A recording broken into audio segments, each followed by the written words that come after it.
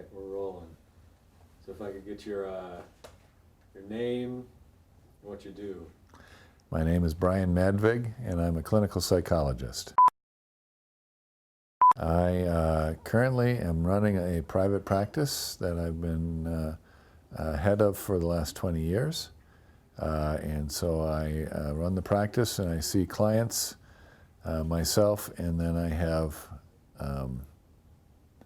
nine other people who also see clients in my office.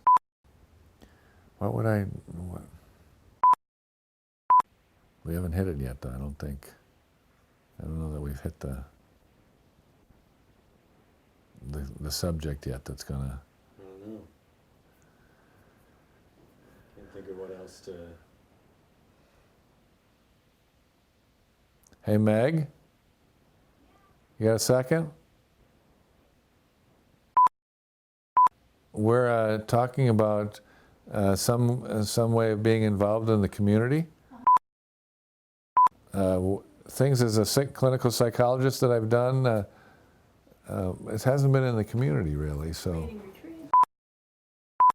Chairman of the church, taking the church through the LGBTQ conversation. And that was huge. I mean, Brian was chair of the church for 6 years. 3. Just felt like 6 because it was like hell and back. It was only, but now you had 2 terms. No, only 3. No, it's 3 one-year terms. 3 Okay, one-year anyway, terms. Yep. Anything piquing your interest?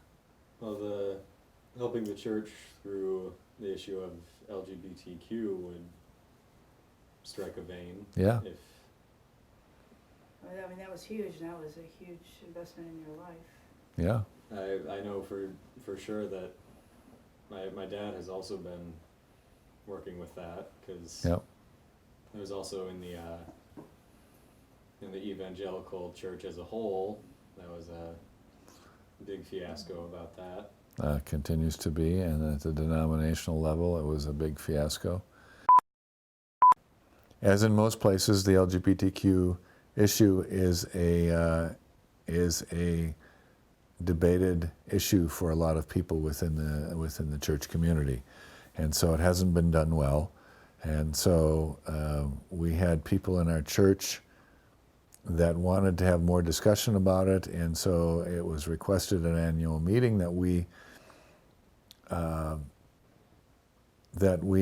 start having a discussion about it. So they directed the executive board, which is where I'm chair, to find a pathway forward. And so we did some discussion about it for a period of time, and then we started bringing us together every one Wednesday a month for an hour and a half.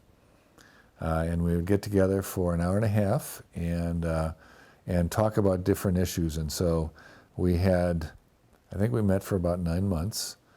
Some of the issues that we talked about, the first one was our relationship to the LGBTQ question. What is our story in the midst of that? And so some of the people from our church talked about having siblings that were gay or lesbian or queer. Some of our church members talked about their children coming out to them and their children not feeling safe at the church we attend. A lot of us had been wondering about these kinds of things and never felt the freedom to be able to talk about them. And all of a sudden we were starting to talk about them. And so that was the first day. The second day, the second Wednesday, we talked about how we felt about it, what some of our ideas were.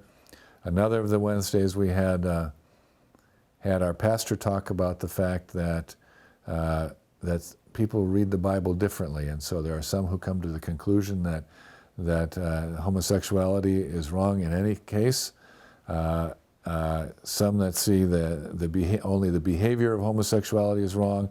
Others see God as not that God's not loving in all these different situations, but the whole story leads towards inclusion of everybody, of the whole biblical story, and that's how they can do that. But again, it's how it's read and how you understand the Bible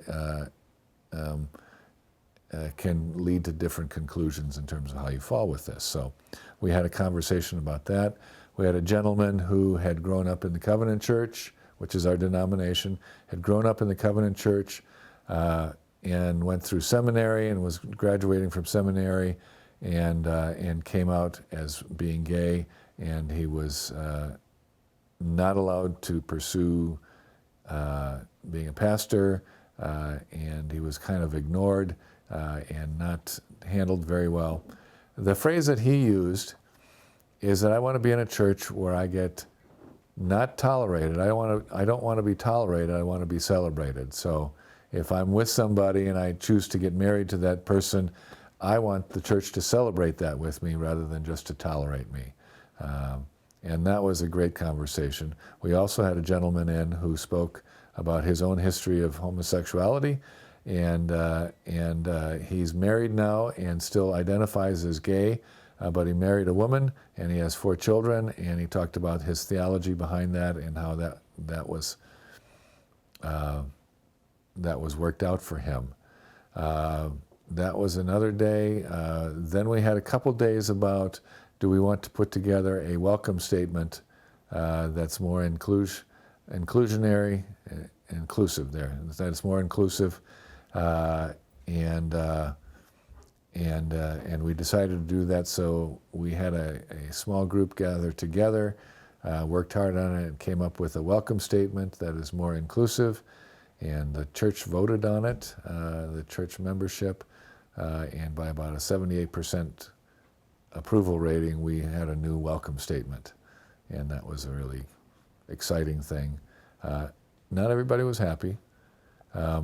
One of the things about the Covenant Church is historically it's always been able to manage differing viewpoints, and so there are different views on baptism, whether it's adult baptism or infant baptism. The Covenant has decided that it's not going to make a decision one way or the other. You actually have to be willing as a pastor to do both. And we've got some churches that don't do that, and some that will. But we've been able to allow people to dissent.